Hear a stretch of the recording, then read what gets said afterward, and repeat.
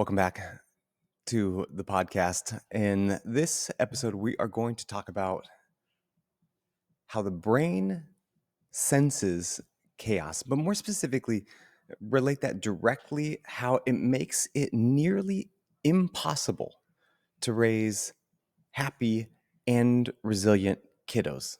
Because if we dive right into this, and this is what happens within the brain imbalance process. So if you look at the screen here, we have the prefrontal cortex, which is right here. This is also referred to as the God center of the brain, or the higher functioning part of our neocortex. It's where we are advanced above and beyond every other species on this planet, made in the image of God, some would say. And then back in the kind of hindbrain, midbrain, where the brainstem comes up, the very first part of the sensory processing information is the amygdala, the fight, flight, freeze part of the brain. So prefrontal cortex, rest, digest, develop, heal. Amygdala, fight, flight, freeze. Very easy to remember as like this is the growing part of the brain, the gardener. This is the warrior, the fight part of the brain. Okay. So when we have overstimulation, overactivation, overdevelopment of the amygdala, what ends up happening is there's a predictable downregulation of cognitive functioning. Okay, so using all those big fancy words to say, do you ever get frustrated with your child when you're like, I told you to do this thing, and they're like, no, you didn't, and then they get upset, and then you have this conversation, you have these meltdowns, and then dad steps in, he speaks real loud, that shuts them down. But then later on, it's like, okay, so let's talk about that. I never said that. That never happened. And or as if it's like they're not even listening to you. Well, there's a reason for that, and it is predictable. Because let's just say, going back to the survival brain that we've talked about in previous podcasts, is the survival brain, when you have a fight or flight response, activation of that amygdala, the brain's like survival mode. I need a tunnel vision, move ahead. I need a fight, flight, or freeze in order to survive, which means we got to down regulate. We got to focus in on everything that's going to keep us alive, and then get rid of everything else. So hearing, not really essential. The only thing that you need to hear when you're running, no, it actually is nothing, right? You get away from the dangerous thing. There's nothing you need to hear. As far as memory is concerned, memory is a highly energetic process. So that downregulates. The hippocampus downregulates. Posture isn't really regulated anymore because ultimately the fight or flight response posture, you all know it. Go ahead and take your hands right now and then palpate your traps. How do they feel? Tight. Neck, how does that feel? Tight. Mid low back junction, how does that feel? Tight. Hamstrings tight. That fight or flight response is locked into our neuroanatomy. It's forward punch posture. So the cerebellum is not really needed for posture control. And this is another reason why so many parents are like, sit up straight, sit up straight, sit up straight. And these kids are like, I'm trying, because their automatic nervous system, the amygdala, is locking all those processes into place in order to put them in that fight or flight response. And you can't think automatic. Automatic is automatic. So no matter how many times you remind them, sit up straight, it doesn't really matter, because the other 23 hours, 57 minutes of the day, their automatic nervous system, the fight or flight response, is telling them to hunch forward. And that's why as people get older, they get more rounded shoulders, they get more slouchy, and they say, oh, I just have bad posture. Actually, what they have is really good fight or flight posture. And as far as the substantia nigra is concerned, that is the part of the brain that is our primary clean energy driver. Okay, it's not raw energy like the amygdala. That's like cranking out adrenaline, norepinephrine, epinephrine, cortisol. Like that's like pure pick up the car, move it off the child power. Problem is, it's highly corrosive, highly toxic within our system, and they say it takes about 24 to 48 hours in order to detox from adrenaline rush like that. Substantia nigra produces dopamine, which is the primary driver for us to procure food, or the driver to procure a mate, a partner, in order to reproduce. And that's that clean energy that gives us sustaining energy levels. So when someone's chronically in an activated fight or flight response, that imbalance within the brain pretty much makes a substantia nigra not needed. I mean, we're living off of stress hormones. We don't need to have that clean energy. And by the way, as of right now, I mean, we live in a world where we can get artificial dopamine. We can get exposure to technology artificially stimulates dopamine. We can get food whenever we want, and junk food that artificially stimulates dopamine. We go to the doctor, they can give us drugs which artificially stimulate dopamine. Most of the junk that we put in our bodies, as far as alcohol, drugs are concerned, artificially stimulates dopamine. So again, going back to that use it or lose it slide in the previous presentation, um, that system doesn't get used. It simply becomes atrophied. And the problem is that dopamine is also a really strong neurotransmitter for movement. And a good example of this is Parkinson's, which is now happening younger and younger, which you'll understand by the end of the slide why that is because Parkinson's is in essence lack of dopamine, because that substantia nigra has been so atrophied that it can't produce the bare minimums for basic movement. So knowing this, again, gives us peace, gives us certainty, and gives us also understanding, as the main goal is to raise happy, resilient kids, is that this is where they're at. They are in this walking dead status with this brain imbalance, and it's constantly looking for danger. Okay, so we're going to go through the next couple slides to see how our brain senses this chaos, and then how this creates this loop that we stay stuck in that prevents us from then truly developing. Because there's three things that stimulate the prefrontal cortex, and that is movement, connection, and creation. This is what stimulates the prefrontal cortex. And movement, that's one of the reasons why they say 10,000 steps a day at minimum. And movement immediately dissipates the stress hormones within our body, activating that prefrontal cortex. And this is where it's a vicious cycle, because as someone is exhausted in a walking dead status, they have a hard time getting moving. So now it's this vicious cycle, because now they can't balance out the neuroanatomy because they just don't have the willpower. They don't have the energy. They don't have the drive. And it's the same thing with the substantia nigra getting weaker. They just don't have it within them. Like, they're just getting through the day to move more, even though it would balance that neuroanatomy out, and they would have more energy usable. It's hard to get the willpower going. The second is connection. Connection comes in three forms. Connection to nature. There's a lot of data now coming out, and you probably heard it, that grounding is really good for you. Being outside barefoot in nature. Well, yeah, that's again back to basic science and basic scripture. In the beginning of the book of the Bible, it says, in the beginning we were in perfect commune with God in the garden naked. And that could be because that's a literal story, but it also could point to a truth that our species thrived in nature. So to be in nature is to be healing in our environment that our species thrived in.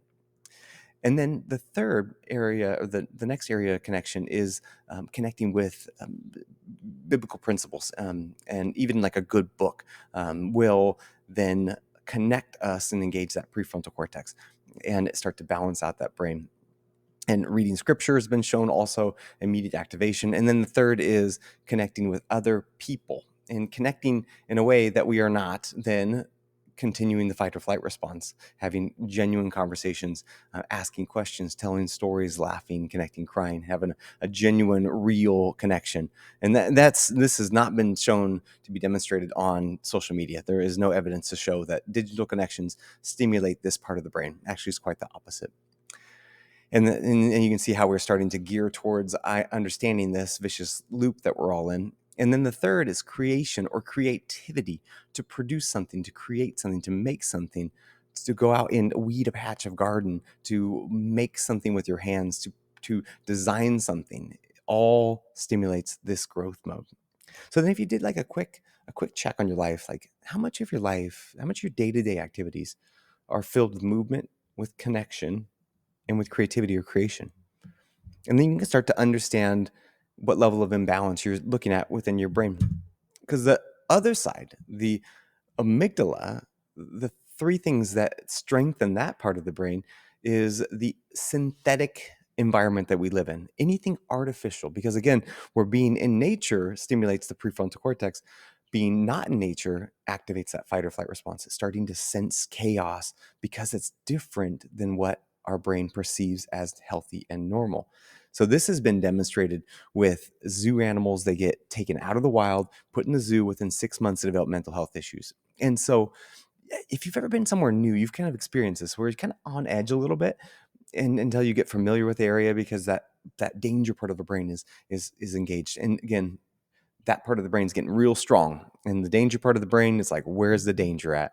So anytime you're in a less than natural environment, it is stimulating that synthetic. And you can even see where I am right now. I'm in an open air pool house with sunlight coming in, and this is a better environment, still not great, but better environment than sitting inside concrete floors, walls, glass windows, artificial lights.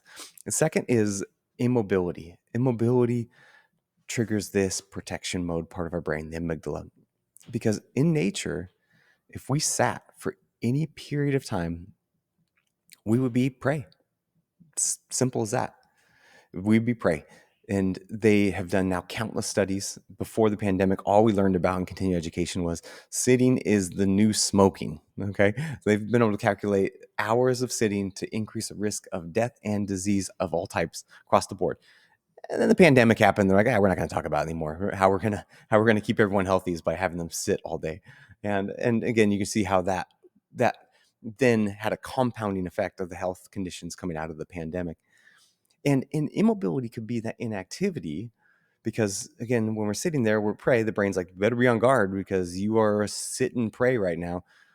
But it also can be from simple trauma. So, for example, a baby being born, the first baby having to make its way through the birth canal, or with C-section or birth intervention, when that upper neck gets jammed, that can directly affect that vagus nerve, that stuck spot in the spine, activates that fight or flight mode.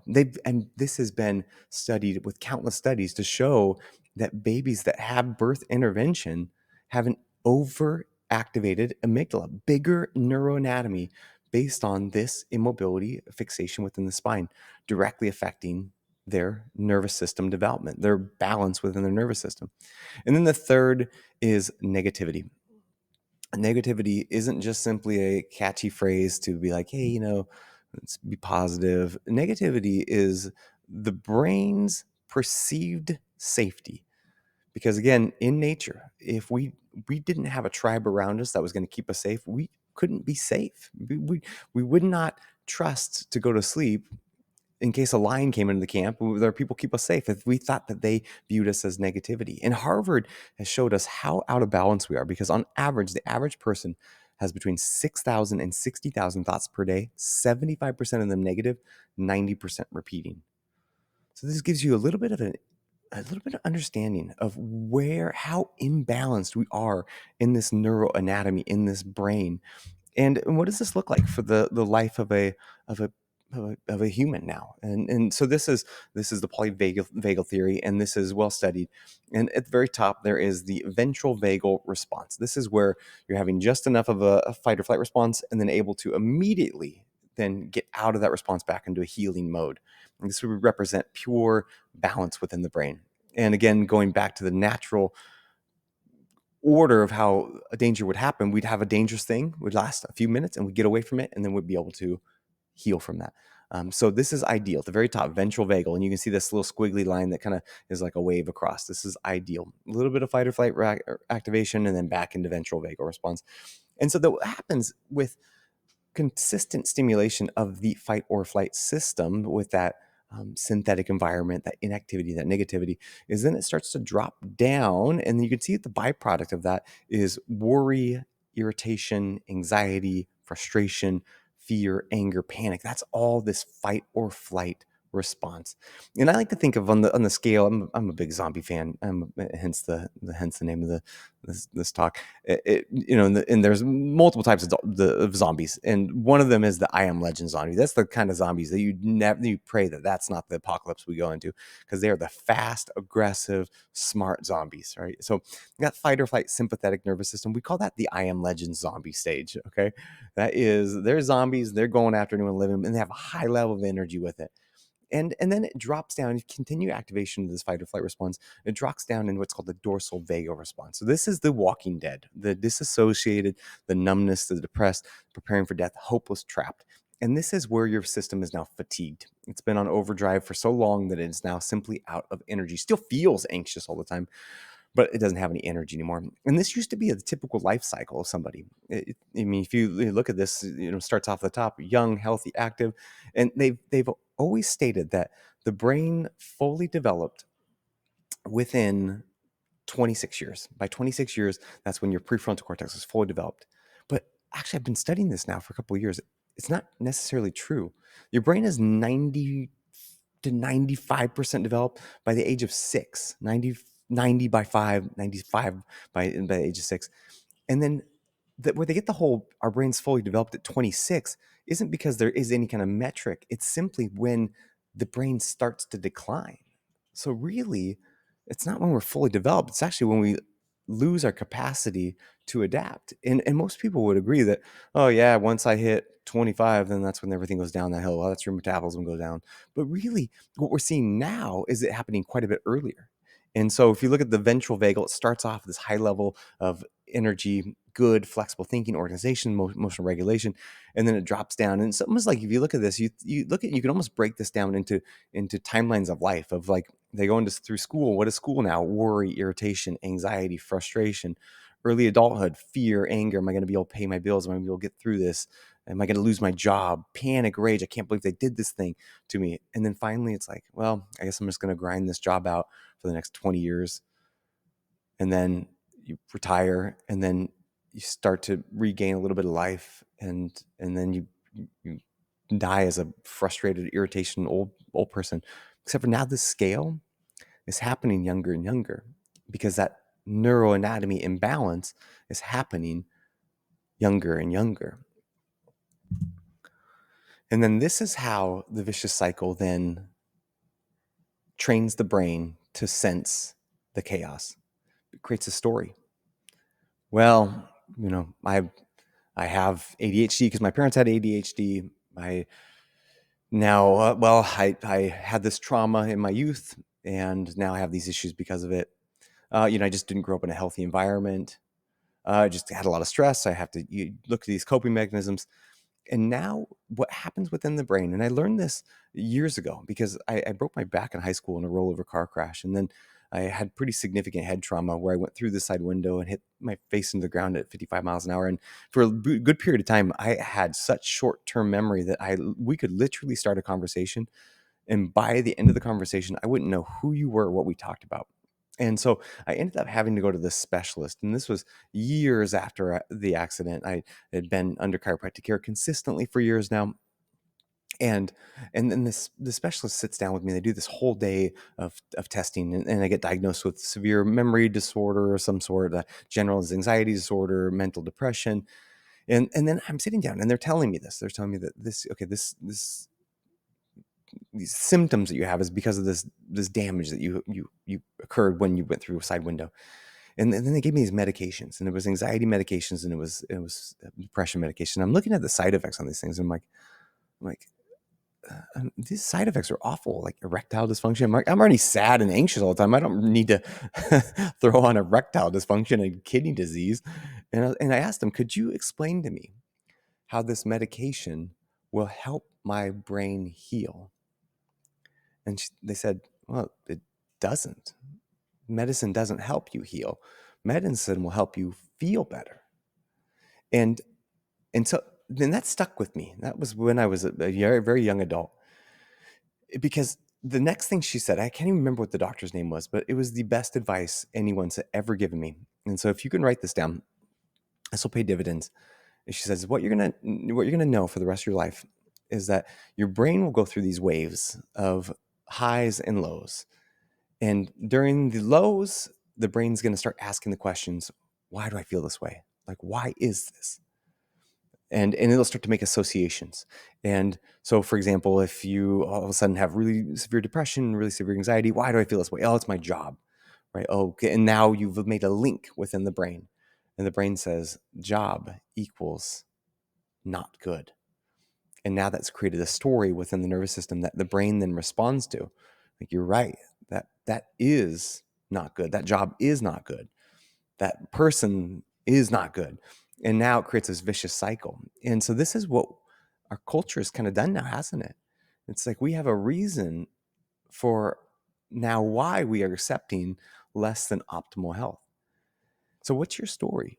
What do you blame your inability to have a happy, resilient life on?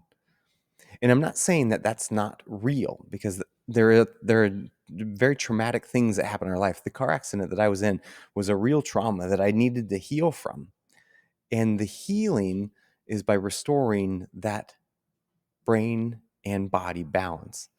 Because what will end up happening, and this is one of the most important conversations I have with new members, is that you'll know that you're healed when your story becomes your mission, right? For me, I grew up very poor, from a poor family, struggling with addiction. Now what I do is I help people that are struggling with addiction, stuck in the cycle, then heal, regardless of their background.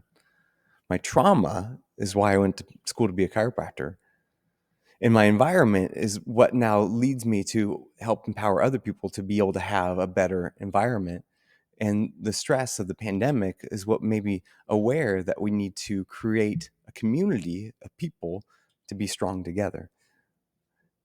And so the way that the brain seeks and predicts and senses this chaos is through that automatic nervous system response and what we tell ourselves. And so my takeaway from this one is, when you're in this vicious loop and you're in a low part or an anxious part or feeling stuck, you just need to understand that it's simply, the way you feel that way is simply because your brain is out of balance and it's regaining balance. That's it. Because it will get better as you regain brain and body balance. So in the next video, we're going to dive in to understanding what happens within the brain when it's out of balance, and then most importantly, what it looks like as it gets better.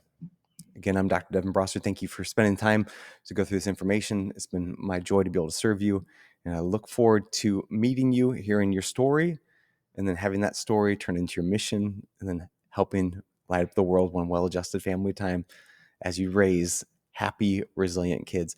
If you'd like to, if you're ready to, if you've got enough information, you're feeling confident, you can click the link for the schedule a consult, and we can start the process of talking, finding out what your struggles are, what your story is, and then getting a plan of action in order to help you get better.